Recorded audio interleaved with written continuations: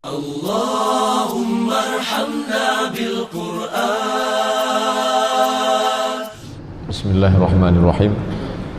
السلام عليكم ورحمة الله وبركاته. الحمد لله رب العالمين وبه نستعين على أمور الدنيا والدين والصلاة والسلام على أشرف الأنبياء والمرسلين سيدنا ومولانا محمد وعلى آله وصحبه ومن tabi'ahu ila yaumiddin. Bapak-bapak, ibu-ibu, hadirin hadirat, orang-orang tua saya, alim ulama, cerdik pandai, tak dapat saya sebutkan satu persatu. Insyaallah kita ini semua hamba-hamba yang dimuliakan Allah Subhanahu wa taala. Amin ya rabbal alamin. Malam ini malam yang disebut sebagai Sayyidul Ayyam, induk dari segala hari, malam yang penuh dengan barakah. Kita masih diizinkan Allah untuk berkumpul bersama di rumah Allah, menghadiri majlis hadis Rasulullah SAW, dan ini nikmat yang besar. Maka kita awali dengan ucapan Alhamdulillahirabbil alamin. Kullu amrin dzibalin, setiap amal yang baik, walam yubda bihamdillah, kalau tidak diawali dengan ucapan pujian kepada Allah, fahuwa aqta', maka amal itu putus, tak bernilai sebagai amal saleh. Itulah mengapa setiap amal kita awali dengan ucapan Alhamdulillah Rabbil Alamin. Bahkan hidup kita tadi subuh pun kita awali dengan Alhamdulillah. Alhamdulillahilladzi ahyana ba'dama amatana wa ilaihin nusyur. Bahkan khatib Jumat pun, salah satu rukun khutbah Jumat adalah mengucapkan Alhamdulillah. Andai lupa khatib mengucapkan Alhamdulillah, maka batallah khutbah. Kalau batal khutbah, maka batallah salat Jumat. Sedemikian hebatnya ucapan Alhamdulillah Rabbil Alamin. Bersalawat dengan ucapan Allahumma salli ala Sayyidina Muhammad wa ala ali Muhammad. Malam ini hadis yang akan kita kaji disebutkan dalam kitab Sahih Al-Bukhari, diriwayatkan dari sahabat Nabi bernama Nu'man ibnu Bashir. Qala Rasulullah sallallahu alaihi wasallam, Rasulullah bersabda. Apa kata Rasulullah? Fattaqullaha wa'dilu baina auladikum. Fattaqullah, takutlah kamu kepada Allah. Fattaqullah, bertakwalah kepada Allah. Wa'dilu baina auladikum, bersikap adillah di antara anak-anak kamu. Kalau Al-Quran, sebab turunnya itu disebut dengan asbabun nuzul, sebab turun ayat Al-Quran, kronologis, apa latar belakang, walaupun tak semua ayat ada asbabun nuzulnya. Maka ditulislah kitab Asbabun Nuzul oleh Imam Al-Wahidi dan Asbabun Nuzul yang ditulis oleh Imam Jalaluddin Abdul Rahman As-Suyuti dalam kitab Asbabun Nuzul, sebab turun ayat. Kalau hadis, untuk membedakan dengan kronologis turunnya ayat, tidak disebut Asbabun Nuzul, tapi asbab wurudil hadis, atau disebut juga dengan asbabul wurud, sebab datangnya hadis itu. Tak semuanya ada saja kadang Nabi tiba-tiba naik ke atas mimbar atau dia ucapkan suatu, tapi kadangkala ucapan Nabi itu kronologisnya pertanyaan sahabat. Tapi untuk yang ini bukan pertanyaan sahabat. Fattaqullah, takutlah kepadamu kepada Allah. Wa'dilu baina auladikum, bersifat adillah kamu terhadap anak-anak kamu. Adapun kronologis asbabul wurud hadis ini adalah ketika seorang sahabat bernama Bashir memberikan hadiah kepada anaknya bernama Nu'man. Periwayat hadis yang kita kaji malam ini, Nu'man bin Bashir. Nama anaknya Nu'man, nama bapaknya Bashir.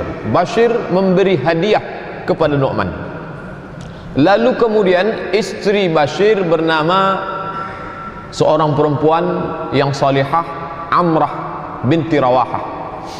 Maka kata Nu'man, a'tani abi atiyatan, bapak saya memberikan suatu pemberian kepada saya. Lalu kemudian apa yang terjadi?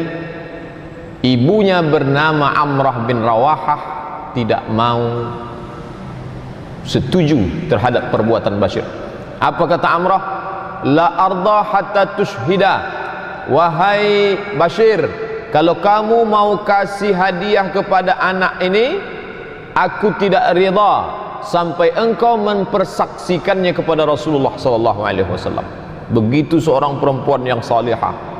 Lalu kemudian datanglah Bashir menghadap Nabi sallallahu alaihi wasallam. Ya Rasulullah, inni a'taitu atiyatan. Aku memberikan suatu hadiah pemberian kepada anakku. Padahal bukan orang lain, anak kandung.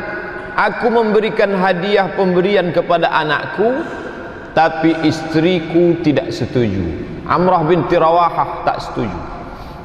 Lalu kemudian kata dia, aku tidak ridha sampai engkau bersaksi di hadapan Rasulullah.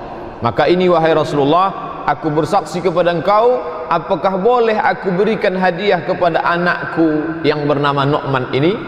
Apa jawab Nabi SAW? A'taita sa'ira waladika, apakah semua anakmu engkau kasih? Kamu mau kasih hadiah kepada Nu'man, anak Amrah? Apakah semua anakmu, anak yang lain juga dapat pemberian yang sama? Kata Bashir, la, hanya si Nu'man anak Amrah binti Rawahah saja. Maka kata Nabi SAW, tak boleh sampai engkau berikan kepada semua anak-anak. Apa pelajaran yang dapat kita ambil dari hadis ini? Bahwa seorang bapak tidak boleh memberikan satu pemberian, apakah dalam bentuk hadiah, apakah dalam bentuk hibah, apakah dalam bentuk atiyah, apakah dalam bentuk wasiat, apakah dalam bentuk reward, apapun namanya, kalau tidak diberikan kepada semua anak-anak yang lain. Apa sebab? Karena inilah yang akan menimbulkan hasad di antara mereka di masa akan datang. Gara-gara hadiah inilah akan putus tali silaturahim. Padahal apa kata Allah Subhanahu wa taala dalam hadis qudsi, Ana Rahman, aku ni Rahman, syaqaqtu rahim wa ja'altu laha isman min ismi wa ja'altu lahu isman min ismi. Rahim itu diambil dari namaku, dari Asmaul Husna, dari Rahman, dan aku jadikan namanya dari namaku, diambil dari Asmaul Husna, dan namanya ku ambil dari namaku. Man wasalahu wasaltuhu, siapa yang menyambung tali silaturahim, maka ku sambung hubungan dengan dia. Ini anak-anak ini berasal dari satu rahim, rahim ibunya. Lalu kemudian putus silaturahim itu gara-gara apa? Gara-gara hadiah yang diberikan oleh bapak karena tak adanya keadilan. Maka putus hubungan dia sesama saudara kandung. Apakah putus sampai di situ? Tidak. Man qata'ahu, siapa yang memutus tali silaturahim, qata'tuhu, maka aku pun akan memutus hubungan dengan dia. Betapa banyak seorang anak memutus hubungan dengan saudara kandungnya, tapi kalau diurut ke belakang apa kronologisnya, karena bapaknya tidak memiliki sifat yang adil. Maka Nabi SAW melarang, dan larangan ini mengandung makna haram kepada seorang laki-laki yang baligh dan berakal, punya anak yang saleh, lalu kemudian dia bagi satu tidak kepada yang lain, berdasarkan hadis Nu'man bin Bashir, karena tidak setujunya Rasul terhadap pemberian Bashir kepada Nu'man. Bapak Ibu yang dimuliakan Allah Subhanahu wa taala, apa yang membuat orang tak adil? Ada beberapa sebab. Sebab pertama membuat orang tak adil adalah kecenderungan hati. Lebih sayang kepada ini, berbagi kepada ini, maka dilebihkan ini. Adapun kelebihan hati kepada yang lain sehingga tidak pada ini, tak dapat diukur oleh manusia. Allah Ta'ala mengatakan dalam Quran, walan tastati'u an ta'dilu, kamu tak akan sanggup bersikap adil walau harastum, walaupun kamu amat sangat ingin bersifat adil. Walaupun ayat ini bukan tentang saudara kandung, ayat ini bercerita tentang poligami.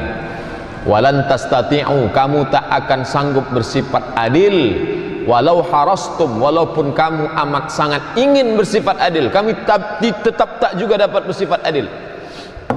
Apa maknanya? Bahwa keadilan hati memang tak dapat, tapi adil pada bentuk yang zahir, dalam bentuk hadiah, dalam bentuk yang tampak oleh mata, dalam bentuk harta, maka orang wajib bersifat adil. Karena hati di luar kuasa kita.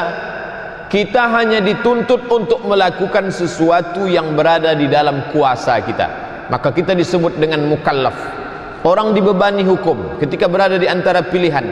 mau kasih 1 kilo atau kasih setengah, mau kasih 1/4 atau kasih setengah. Itu kita kuasa untuk membaginya. Adapun hati tak bisa, karena hati bukan dalam kuasa kita.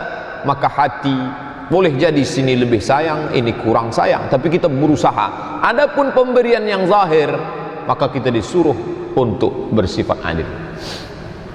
Apa kata Allah Ta'ala menyindir dalam Quran? Wala yajrimannakum syana'anu qaumin ala alla ta'dilu. Jangan sampai kebencian kamu kepada sekelompok orang mendorong kamu untuk tidak bersifat adil. Wala yajrimannakum syana'anu qaumin.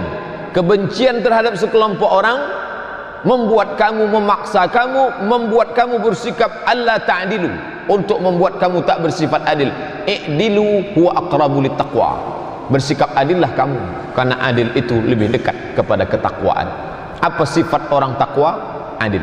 Karena Allah Ta'ala mengatakan i'dilu, bersifat adillah, huwa aqrabu littaqwa, karena adil itu lebih dekat kepada ketakwaan. Bapak dan Ibu yang dimuliakan Allah Subhanahu wa Ta'ala, setelah nampak kita sebab kenapa orang tak bersikap adil walaupun pada anak kandung sendiri, karena hati berbelah bagi. Maka keadilan hati memang sulit, tapi keadilan dalam bentuk nyata maka mestilah ditunaikan. Yang kedua, ada orang menganggap dia lebih paham daripada Allah Subhanahu wa Ta'ala, lalu dia pun menyangka inilah menurut saya. Inilah yang dikatakan orang berislam tapi tidak menyerahkan dirinya kepada Islam. Kalau saya bagi rata, dibagi menurut hukum fikih, dibagi menurut hukum Al-Quran, ini tak adil. Adil itu menurut saya begini. Atau seperti dalam kasus la yakhluwanna rajulun ma'amra'atin illa ma'azi mahramin. Tak boleh berdua-duaan laki-laki dengan perempuan yang bukan mahram di suatu tempat kecuali dengan mahram. Lalu dengan ringannya orang mengatakan, kami kan tak buat apa-apa, kami kan di dalam tempat yang tidak mungkin melakukan perbuatan dosa. Ini orang menyangka dia lebih paham daripada Allah Subhanahu wa Ta'ala. Atau ada orang menyangka, saya kan memang tak menutup aurat, tapi saya kan tak memancing hawa nafsu orang. Ini orang menyangka lebih paham, padahal tiap hari dia katakan hanifan musliman, aku condong kepada kebenaran, musliman, dan aku berserah diri kepada Allah. Maka orang yang berserah diri kepada Allah, dia serahkan hukumnya pada hukum Allah, dia serahkan pembagiannya kepada pembagian Allah, dia serahkan hidupnya kepada Allah. Karena tiap hari dia katakan inna salati wa nusuki wa mahyaya wa mamati. Ketika dalam salat dia katakan hidupku, matiku, pembagianku, hukumku untukmu ya Allah. Tapi dalam praktek kenyataan tidak, berarti tak sesuai antara ucapan dengan perbuatan. Maka ketika Allah mengatakan bagilah sesuai hukum Allah, maka mestilah dia mengikut apa yang disebutkan Allah dalam Quran dan apa yang disampaikan oleh Nabi Muhammad sallallahu alaihi wasallam. Ittaqullah, bertakwalah kepada Allah, wa'dilu baina auladikum, bersikap adillah di antara anak-anak kamu. Bapak Ibu yang dimuliakan Allah Subhanahu wa Ta'ala, bagaimana dengan Nabi Muhammad sallallahu alaihi wasallam? Apakah dia membagi kepada anak-anaknya? Ya. Apakah dia memberikan materi?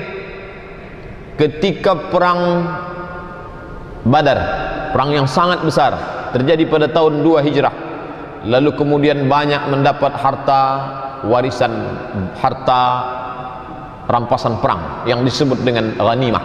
Sampai-sampai Syekh Safiur Rahman Al-Mubarakfuri dalam kitab Ar-Rahiq Al-Maktum, kitab sejarah sirah Nabi yang populer ditulis di zaman modern, mengatakan hasil harta rampasan perang Badar itu kalau dihitung sekarang la taqillu an khamsina alfi dinarin zahabiyin, tak kurang dari 50.000 keping uang emas. Jadi kalau satu kepingnya itu 4,25 gram, kita patok 2 juta, tak kurang dari 50.000 keping. 2 juta kali 50.000 sama dengan 100 juta. Dan jatah untuk Nabi ditetapkan dalam Quran, wa'lamu annama ghanimtum min syai'in, ketahuilah kalau kamu dapat harta rampasan perang, fa inna lillahi khumusahu walir rasul, rasul mendapat khumus, khamsah 5, khumus 1/5, 100 miliar, berarti Nabi dapat khumus 20 miliar. Banyak sekali. Jadi kalau ada orang mengatakan Nabi Muhammad itu miskin, tak ada harta yang dibagi, siapa bilang? Untuk satu perang Badar saja dia dapat khumus 1/5. Lain lagi hamba sahaya hasil rampasan perang. Lalu kemudian datanglah Fatimah meminta kepada Nabi SAW, ya Rasulullah, itu kan banyak dapat harta rampasan perang, kasihlah sedikit. Itu kan banyak hamba sahaya. Fatimah mengadukan tangannya yang lecet karena menarik timba air, dan dia juga tidak punya pembantu untuk membuat adonan tepung gandum karena Ali bin Abi Thalib miskin. Berilah hamba sahaya yang banyak itu wahai Rasulullah. Tapi apa yang diajarkan Rasulullah, sebelum engkau tidur engkau bacalah kulhu, kau baca subhanallah 33, alhamdulillah 33, Allahu akbar 33. Apa korelasi antara tangan lecet dengan tasbih, tahmid, takbir? Secara rasional tak ada hubungan. Kenapa yang diminta hamba sahaya untuk meringankan menimba air dengan membuat adonan tepung gandum, tapi yang diajarkannya subhanallah, alhamdulillah, wala ilaha illallah, Allahu akbar. Nabi sedang mengajarkan bahwa seberat apapun beban hidup, kalau banyak berzikir mengingat Allah, hati menjadi lapang, maka beban itu menjadi ringan. Sebaliknya, sebanyak apapun pembantu yang kita miliki dapat meringankan segala beban hidup kita, tapi kalau hati sempit, maka beban pun bukan semakin ringan. Terbukti zaman sekarang orang amat sangat banyak memiliki pembantu, bukan hanya sekedar membuat makanan, mencucikan pakaian, sampai mengguntingkan kuku dan mengorekkan telinganya pun ada khusus pembantu. Tapi itu tidak membuatnya nyaman menjalani hidup. Hidup semakin sempit. Apa sebab? Karena hati sempit. Oleh sebab itu apa kata Allah? Ala bizikrillah, ketahuilah dengan banyak berzikir mengingat Allah, tatmainnul qulub, maka hati menjadi tenang. Tapi jangan gara-gara hadis ini lalu kita tidak memberi apa-apa kepada anak-anak. Ketika ditanya, kenapa kamu tak tinggalkan apa-apa kepada anak-anakmu? Nabi SAW tak kasih apa-apa kepada Fatimah. Dia hanya tinggalkan subhanallah 33, alhamdulillah 33, Allahu akbar 33. Itulah mengapa kita tak boleh mengambil satu hukum dari satu hadis saja. Tengok juga hadis yang lain. Ketika Nabi selesai haji wada', dia mengunjungi salah seorang sahabatnya yang sedang sakit keras. Lalu apa kata si sahabat itu? Ya Rasulullah, anakku tak banyak, cuma ada satu anak perempuan. Ambillah hartaku ini semuanya untuk perjuangan Islam. Apa kata Rasulullah? La, Nabi tak mau mengambil. Kalau engkau tak mau semua, asyatru, ambil setengah. Kata Nabi, la, Nabi pun tak mau mengambil setengah. Kalau engkau tak mau setengah, ats-tsulusu, 1/3. Apa kata Nabi? Ats-tsulusu katsir, 1/3 itu pun sesungguhnya masih banyak. Tapi Nabi tetap mengambil 1/3, dan inilah dasar bahwa boleh meninggalkan wasiat di bawah 1/3, ambang batas 1/3. Kenapa? Karena menganiaya ahli waris kalau sampai harta itu dibagi semua wasiat sehingga tak tinggal sikit pun untuk ahli waris. Maka apa kata Nabi di akhir hadis? Antada'a warasataka aghniya, engkau tinggalkan ahli warismu dalam keadaan mampu, berkecukupan secara finansial, ekonomi. Antada'a warasataka aghniya, engkau tinggalkan anak cucu cicit menantu keluargamu dalam keadaan berkecukupan, khairun, lebih baik, min antada'ahum 'allatan, daripada engkau berikan mereka, daripada engkau biarkan mereka, daripada engkau mati meninggalkan mereka 'allatan, miskin, yatakaffafuna 'alan nas, meminta-minta kepada orang lain. Bandingkan kapan Nabi meninggalkan subhanallah walhamdulillah wala ilaha illallah, tahun 2 Hijrah. Kapan haji, kapan peristiwa dia meninggalkan pesan? Di akhir, ketika dia menjelang kematian. Maka dalam kaedah bahwa yang datang belakangan menghapus yang datang duluan, nasakh mansukh. Oleh sebab itu, maka dalam Islam tak dapat menetapkan suatu hukum berdasarkan hanya satu hadis saja. Nabi mengajarkan, kau tinggalkan harta sehingga anak cucu yang mati kau tinggalkan dalam keadaan hidup itu mampu, lebih baik daripada kau tinggalkan mereka dalam keadaan miskin. Bagaimana dengan nabi-nabi yang lain? Apakah nabi-nabi yang lain mati meninggalkan harta? Ya, kita baca dalam Al-Quran. Wa waritha Sulaiman Daud. Nabi Sulaiman mewarisi kerajaan Daud. Orang barat menyebutnya King David, Raja David, Daud alaihissalam.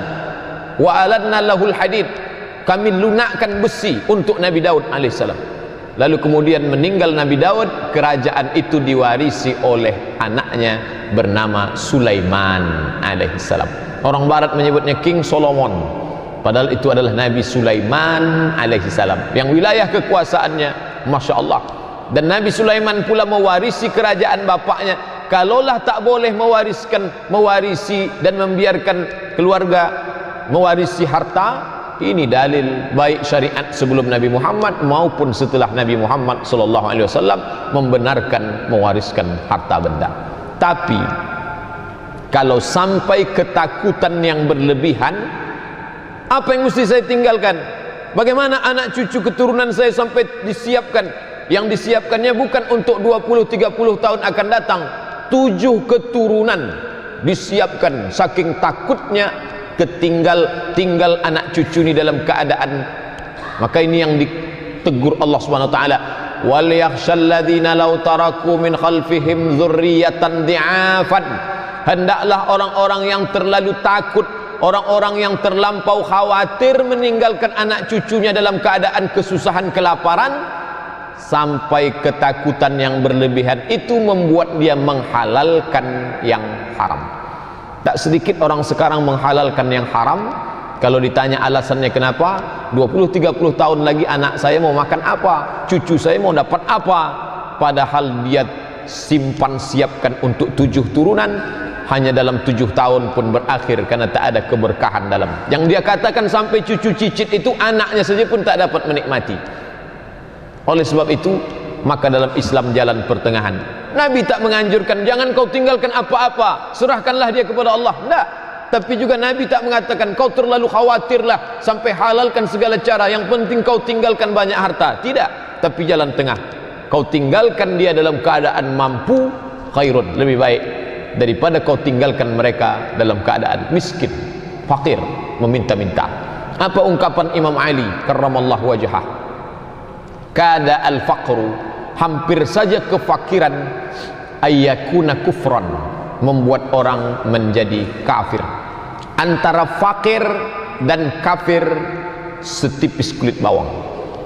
Siapa yang bisa dibeli akidahnya dengan satu baju kaos oblong? Siapa yang bisa menjual akidahnya disebabkan mie instan? Fakir.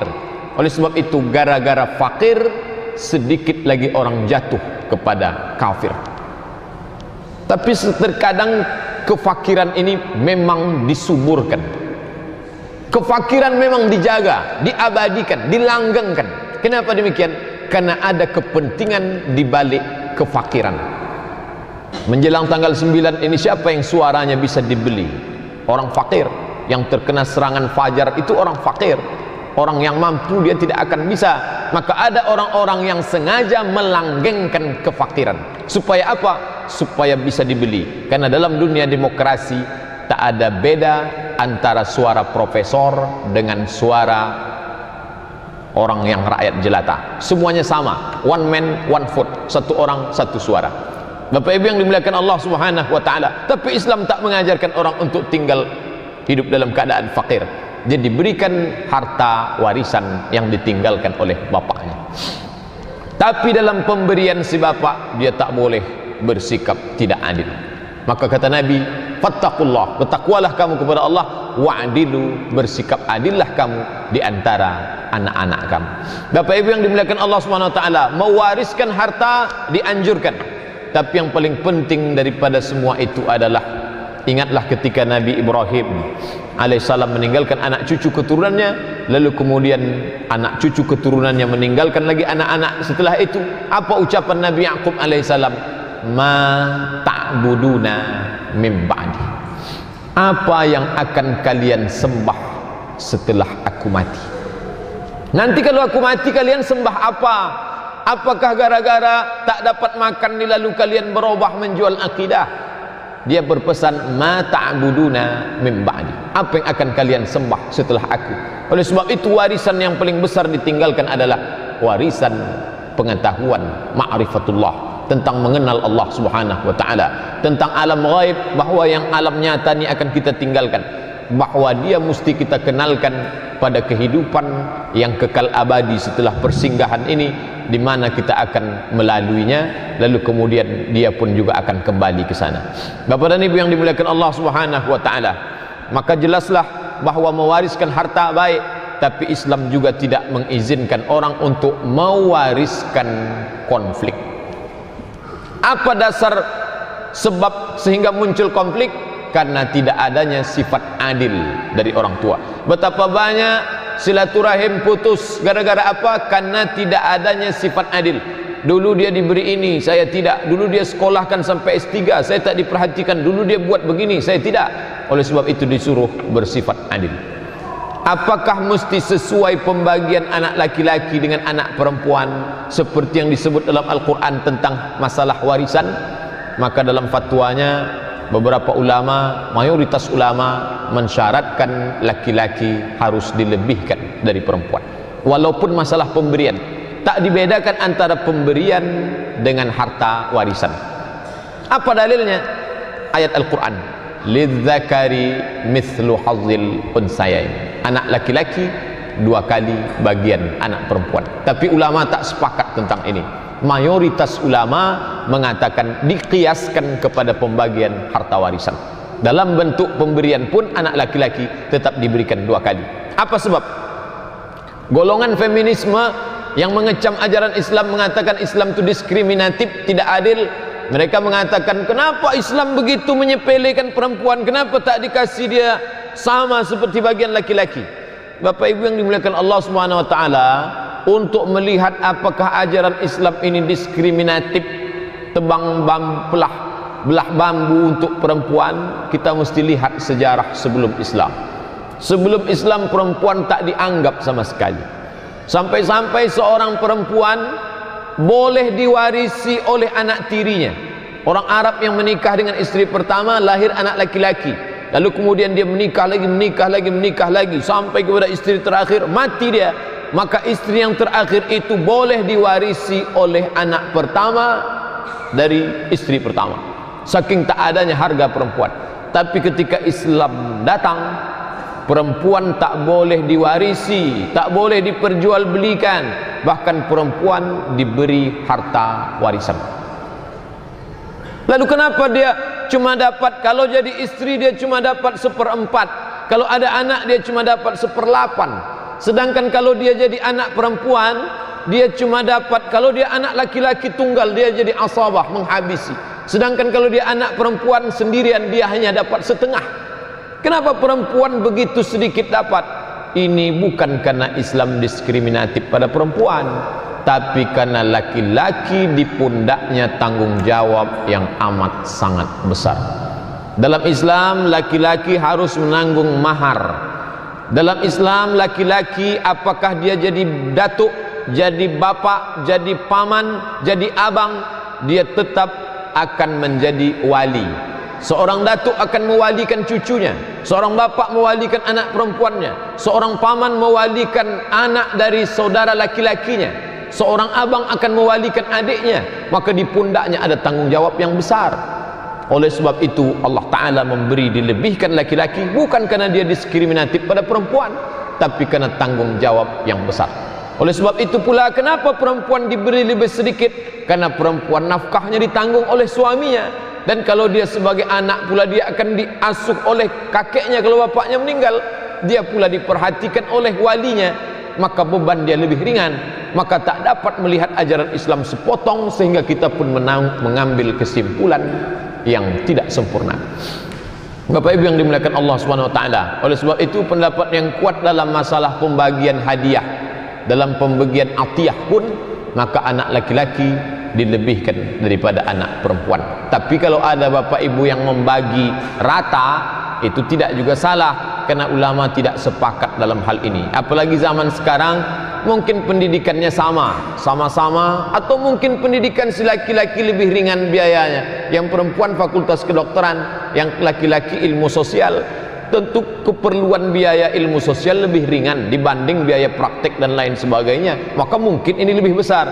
Maka ini, oleh sebab itulah maka perbedaan pendapat di kalangan ulama fikih itu, ikhtilaf itu tidak selamanya menjadi kontradiktif, tapi ikhtilaf itu sebagai tanawu, keberaneka-ragaman. Boleh jadi satu zaman dia tidak dapat dipakai, tapi di zaman sekarang maka dia bisa dipergunakan. Tapi khusus untuk pembagian harta warisan maka tak dapat ditawar-tawar, karena Allah Ta'ala mengatakan tilka hududullah, itulah batasan-batasan yang sudah digariskan Allah SWT.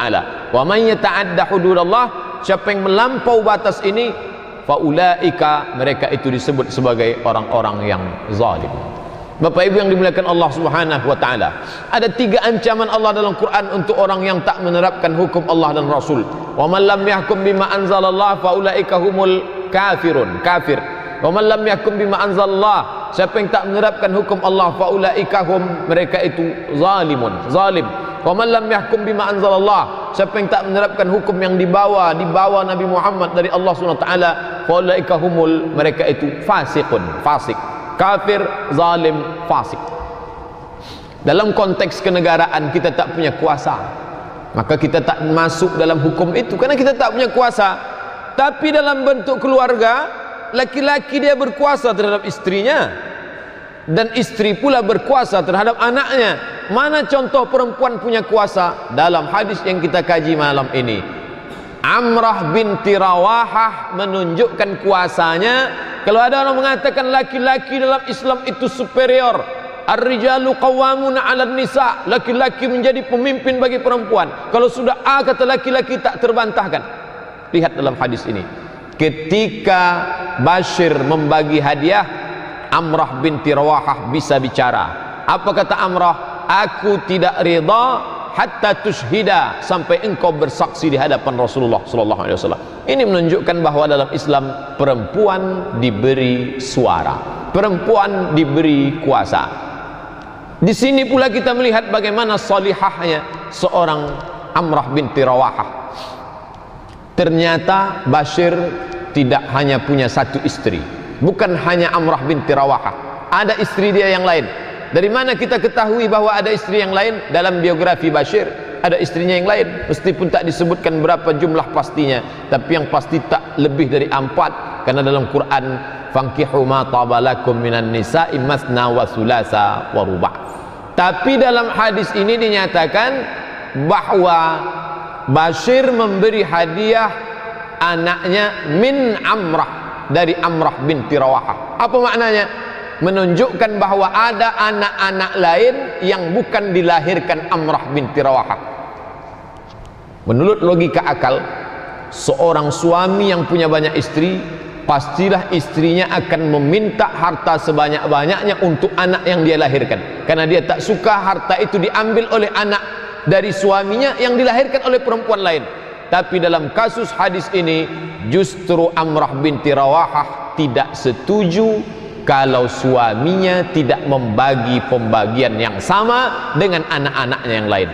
Oleh sebab itu, kenapa nama sahabat ketika disebut Nu'man ibnu Bashir radhiyallahu anhuma, Bashir radhiyallahu anhu, Amrah binti Rawahah radhiyallahu anha, Allah meridai dia. Apa maknanya? Sebagai seorang perempuan, dia sudah dapat mengalahkan ego pribadinya demi untuk keadilan terhadap anak-anak, walaupun anak itu bukan dia lahirkan, justru dilahirkan oleh perempuan yang lain, yang mestinya dia amat sangat benci, dia amat sangat tak suka. Kenapa? Karena itu adalah madunya orang yang lain yang sudah mengambil hak anaknya. Semestinya dia dapat lebih banyak seandainya tidak ada perempuan yang melahirkan anak yang lain. Tapi Amrah binti Rawahah sudah berhasil mengalahkan egonya. Dia tak ingin suaminya terjerumus dalam ketidakadilan, maka dimintakan fatwanya kepada Rasulullah sallallahu alaihi wasallam. Bapak Ibu yang dimuliakan Allah Subhanahu wa taala, ini juga mengajarkan kepada kita bahwa sahabat Nabi itu berijtihad menetapkan suatu hukum tapi mereka tidak berani-beranian melaksanakannya langsung sebelum mempersaksikannya ke hadapan Rasulullah sallallahu alaihi wasallam. Mana contoh kasus hadis yang kita kaji malam ini? Nu'man bin Bashir berani membagi kepada anaknya, tapi dia juga tak langsung kasih sebelum istrinya mengusulkan, "Hai Bashir, tanya dulu ke Rasulullah, ini perbuatanmu salah apa betul?" Ini menunjukkan orang tak boleh berijtihad sendiri, tapi tanyakan dulu kepada orang yang lebih tahu tentang masalah hukum itu. Ketika Rasul masih hidup, Rasul sallallahu alaihi wasallam, ketika Rasul sudah meninggal, dalam hadis dikatakan al ulama warasatul anbiya. Maka tak benar kalau kita baca satu ayat, satu hadis, lalu kita simpulkan sendiri, lalu kita ambil hukum sendiri. Maka dalam Al-Quran dikatakan, fas'alu ahla dzikri, tanyalah kepada orang yang tahu, in kuntum la ta'lamun, kalau kamu tak tahu. Tapi apakah semua amal itu ditanyakan sahabat dulu ke Nabi baru mereka lakukan? Tidak. Banyak contoh sahabat berani berbuat sendiri tanpa dia tanya ke Nabi. Contoh, Nabi memanggil Bilal, "Hai Bilal, ta'al." Bilal, mari kemari. "Sami'tu daffana 'alaika fil jannah." Aku mendengar suara gesekan sandalmu dalam surga. Apa amalmu wahai Bilal? Apa jawab Bilal? Aku tak pernah berwudu, melainkan setelah wudu aku salat sunat 2 rakaat.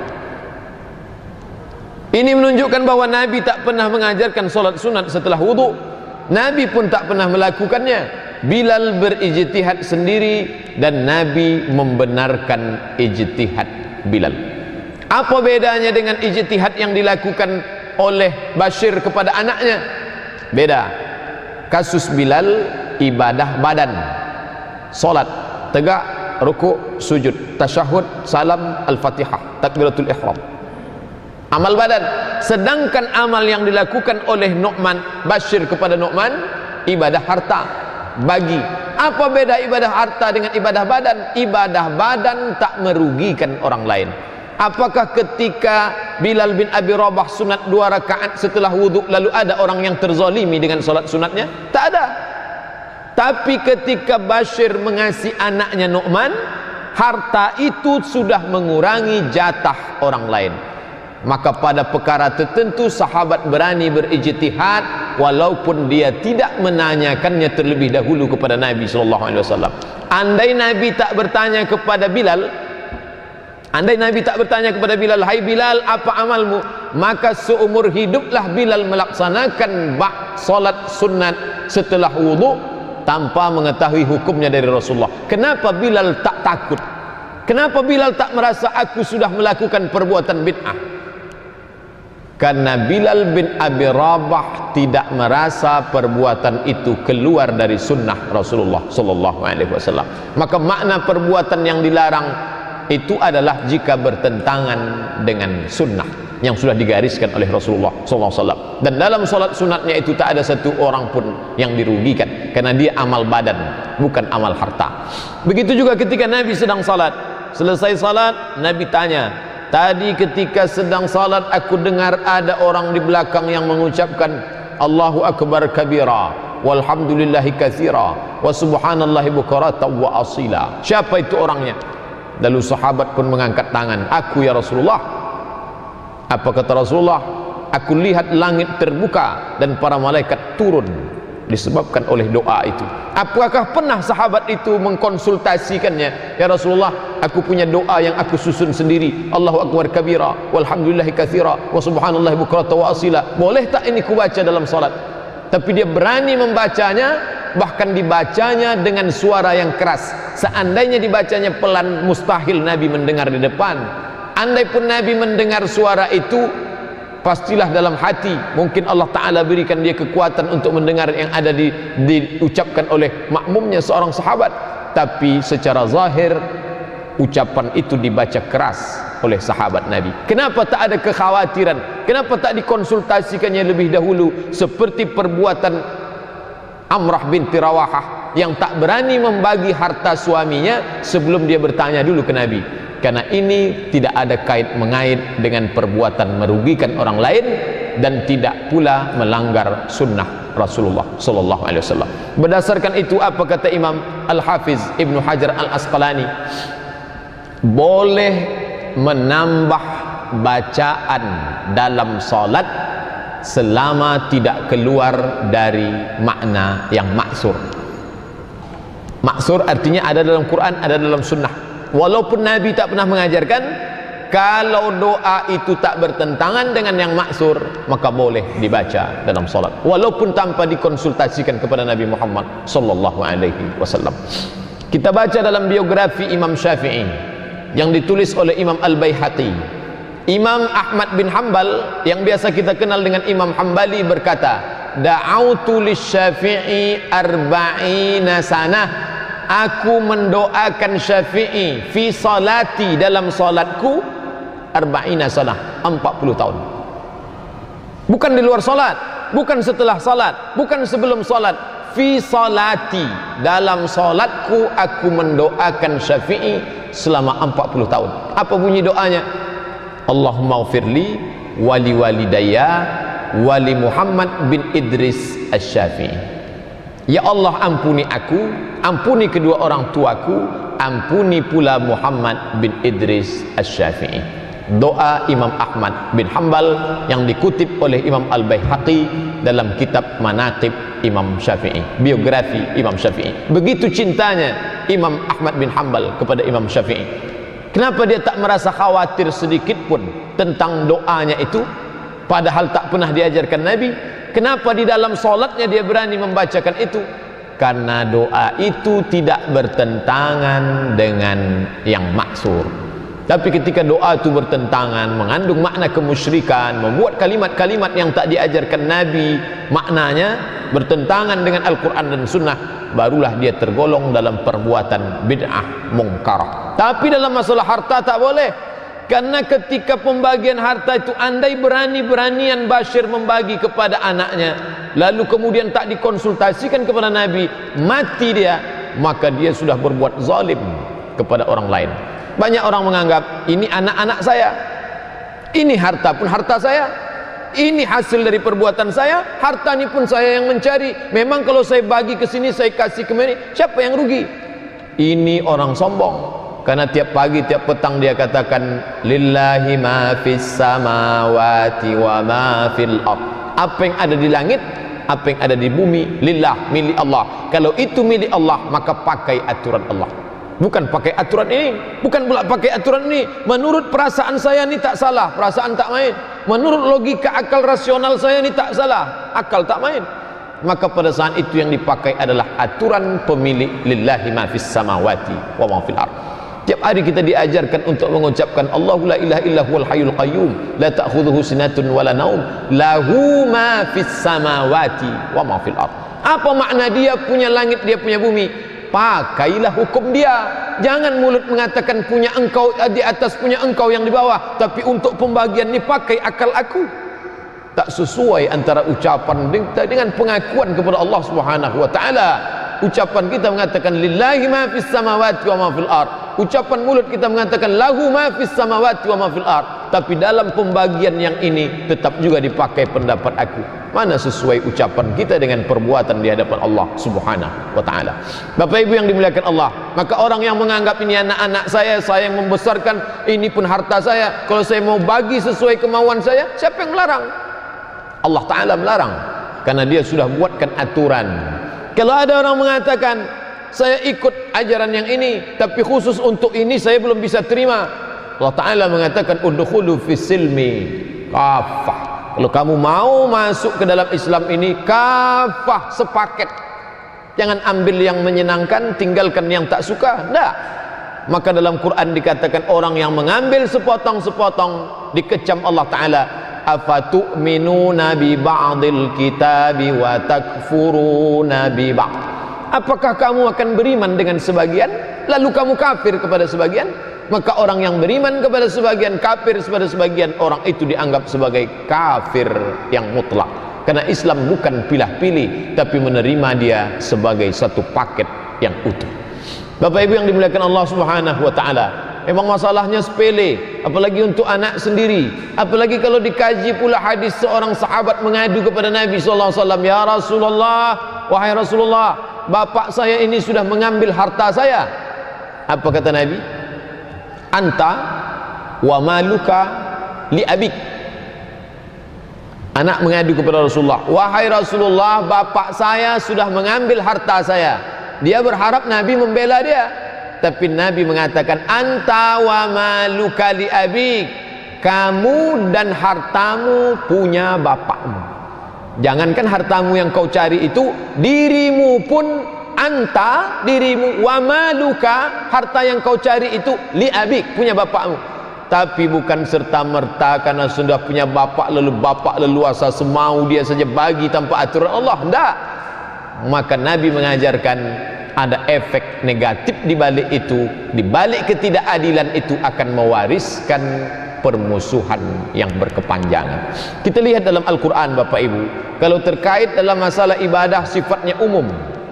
Wa atuz zakah, tunaikanlah zakat, ibadah. Ketika bercerita tentang haji, faman farada fihinnal hajja fala rafatha wala fusuqa wala jidala fil hajj. Tak ada ayat mengenai menyebut ciumlah hajar aswad lalu kau putar 7 kali salat 2 rakaat belakang makam Ibrahim. Tak ada. Tak ada ayat yang mengatakan kau salat dibuka takbiratul ihram ditutup dengan salam. Tak ada. Itu cukup dalam hadis Nabi.